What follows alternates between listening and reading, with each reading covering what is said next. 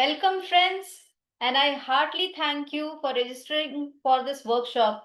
And immediately we'll dive into the world of learning how to use the maximum potential of our brain. And let's begin with understanding what is our brain and how does it work. So, first of all, let us understand that there are two hemispheres of our brain. Brain के दो parts होते हैं, दो hemispheres होते हैं, left hemisphere and right hemisphere. So I'll share the screen with you now. So this is the picture of our brain. So this is the left hemisphere and the right hemisphere. Left hemisphere has some particular functions and right hemisphere has some particular functions. Let us understand what is it. So left hemisphere is the logical brain. हम लोग जितना भी logic use करके कुछ भी understand करते हैं, why, where, when, ये सब जितना भी क्वेश्चंस आता है, that is coming from the left hemisphere. It is the analytical brain, it is the calculative brain. All the calculation is done from the left hemisphere. The learning brain, whatever we are learning, the main part of the brain which is used is the left hemisphere. It includes the pattern of learning. किस तरह से उसकी भाषा वो समझ सकता है, वो जो भाषा है वो है वर्ड्स एंड टेक्स्ट की. जो लेफ्ट हेमिस्फीयर, उसकी जो भाषा है अंडरस्टैंडिंग की, the language of understanding is words and text. So whatever words and text we are seeing, that is the understanding of our left hemisphere. And the most important thing is left hemisphere controls right part of our body. That means if I'm moving my hand like this, left hemisphere is saying me, guiding me, अपने हाथ को इस तरह से move करो. Now coming to the right hemisphere is the creative brain. It is the imaginative brain. जितना भी creative ideas आती है ना, वो राइट ब्रेन से आती है. तो anyone who is very imaginative, very creative, very artistic, this is also a memory brain. जितनी भी लर्निंग्स हम लोग कर रहे हैं लेफ्ट हेमिस्फीयर से, it is going to store in the right hemisphere because this is the memory bank.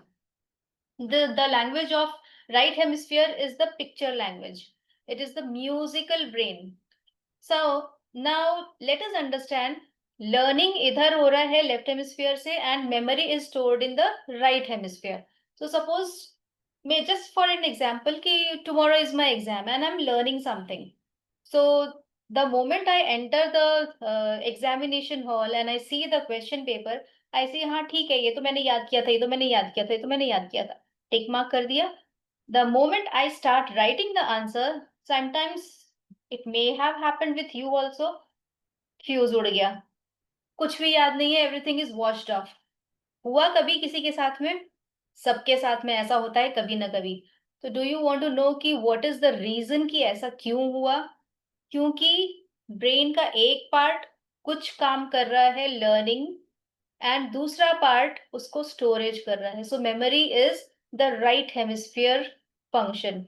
सो इसीलिए ये जो मिसअलाइनमेंट होता है, इसी के लिए हम लोग जो चीजें याद करते हैं वो भूल जाते हैं. And the most important thing is that the right hemisphere is 10 times faster than the left hemisphere.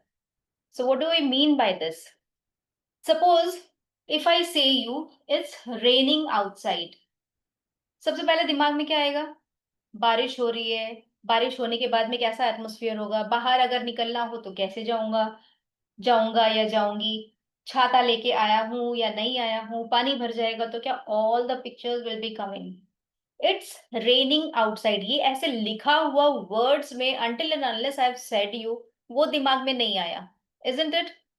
Another example, like maybe we have met 5-6 years before in some party or any get together, and अचानक से 5-6 साल बाद या 10 साल बाद अचानक से भी मीट. क्या दिमाग में आएगा? यार ये बंदा देखा देखा सा लग रहा है, इसको कहीं तो देखा है. कहाँ देखा? वो कुछ कुछ याद आ जाएगा, लेकिन उस बंदे का नाम याद रहेगा? नो, क्योंकि बंदे का नाम is in words. The word is coming from the left hemisphere, but the picture of that person, may be ladies को तो ये भी याद रहेगा कि उसने उस दिन कौन सी साड़ी पहनी थी, उसने उस दिन कौन सा ड्रेस पहना था, यहाँ तक याद रहेगा, लेकिन उस बंदे का नाम नहीं याद रहेगा. because the picture memory is the function of right hemisphere. So this is 10 times faster than the left hemisphere. But from the beginning, जब से बच्चा पैदा होता है तब से हमारा फोकस किस पे होता है? सिर्फ लेफ्ट हेमिस्फीयर. क्यों? क्योंकि हमारा प्रेशर यही होता है, पेरेंट्स का भी और टीचर्स का भी और स्कूलिंग में भी मोस्टली यही होता है कि एग्जाम्स है, लर्निंग करो, लर्निंग करो. क्या लर्न करो? वर्ड्स एंड टेक्स्ट लर्न करो. So that means we have two legs. We are not allowed to use both the legs. We are forcefully allowed कि आपको सिर्फ एक ही पैर यूज करके अपनी सारी जिंदगी चलानी है. But now things are changing. Schools have changed their patterns of learning because they have also understood कि सब बच्चों का different different learning styles है. किसी का जैसे 3 learning styles आते हैं. इसके बारे में और भी हम लोग आगे डिस्कशन करेंगे. 3 learning styles आते हैं: visual, auditory and kinesthetic. Visual students are those कि कोई अगर देख के ही चीज समझ जाएंगे कि अच्छा ठीक है, ये वर्किंग अगर इससे ऐसे हो रहा है तो इसका ये रीजन होना चाहिए. सब कुछ देख के ही समझ जाते हैं. ऑडिटरी, सुन के. अगर कोई किसी से बातचीत करेगा, कुछ उससे पूछेगा, कुछ कन्वर्सेशन होगा, then they will be understanding कि ये जो लेसन है इसका क्या थीम है और इसका क्या, हम लोग को किस तरह से इसको लर्न करना है. उसका अंडरस्टैंडिंग सुनने से ज्यादा होगा. Now the third one is the kinesthetic student. And the kinesthetic student is mostly a slow learner. लेकिन एक बार उसके दिमाग में अगर इंस्टॉल हो गया तो it changes into long term memory.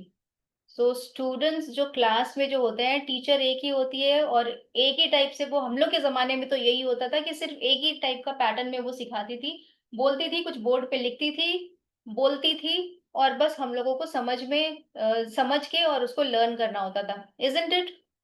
But now things are changing. सब ऑडियो विजुअल की तरह से सब कुछ बच्चों को सिखाया जा रहा है, समझाया जा रहा है. क्यों? Because the learning patterns, VAK, visual, auditory and kinesthetic, इसके बारे में साइंटिस्ट ने इतना रिसर्च किया और ये फिर स्कूल्स में अप्लाई हुआ कि डिफरेंट डिफरेंट लर्निंग स्टाइल के स्टूडेंट्स होते हैं. तो जितनी भी अभी टेक्निक्स चल रही है, it caters to all the 3 types of learning students. तो सबको समझ में आने लगा है. So this was VAK.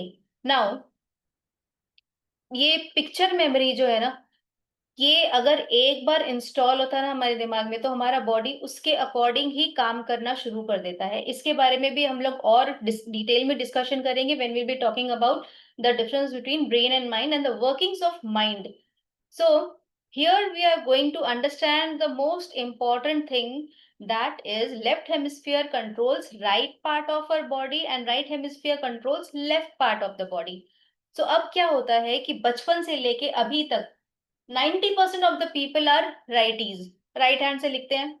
That means learning किया, वर्ड्स एंड टेक्स्ट से किया एंड राइट हैंड यूज किया. That means all the things and all the focus is for left hemisphere. Right hemisphere तो is altogether neglected, you can say that. So अभी हम लोग क्या करेंगे, कुछ ऐसी एक्सरसाइजेस करेंगे जहां पे दोनों बॉडी का पार्ट्स कुछ डिफरेंट डिफरेंट साइमल्टेनियसली वर्क करेगा, so that we will be simultaneously coordinating both the hemispheres of our brain, and we will learn how to use the maximum potential, ताकि दोनों ब्रेन अच्छे से काम कर सके.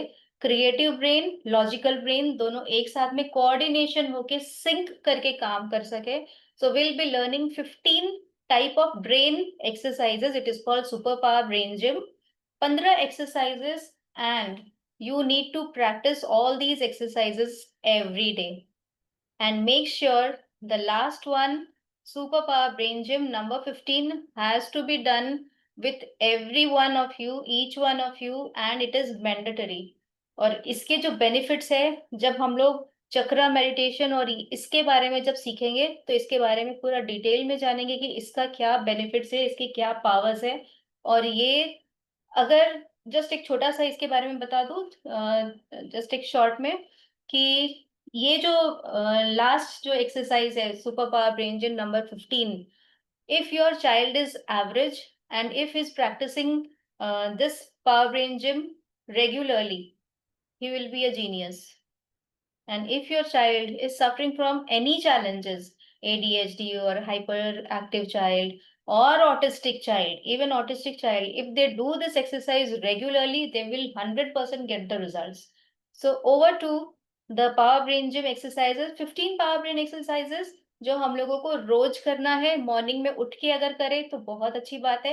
अदरवाइज जब बच्चे स्कूल से आ रहे हैं तब उनको बोलिए कि वो करें। And parents, if you do all these exercises along with them, तो it will be a win win situation फिर फॉर बोथ ऑफ यू, क्योंकि बच्चों को भी लगेगा कि एक बोझ हमारे ऊपर पेरेंट्स नहीं डाल रहे हैं कि एक और चीज का बर्डन हम लोग के ऊपर आ गया कि चलो अब ये भी करना पड़ेगा।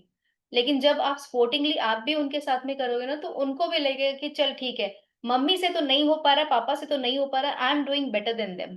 तो उनको भी एक कॉन्फिडेंस लेवल आएगा। और जब एक कॉम्पिटिटिव, एक पॉजिटिव हेल्दी कंपटीशन जब दोनों में होगा ना, तो things will be in a very positive way. And regular exercise करना है। So that's all for this session. Now next we'll be switching on to the power brain gym. Okay.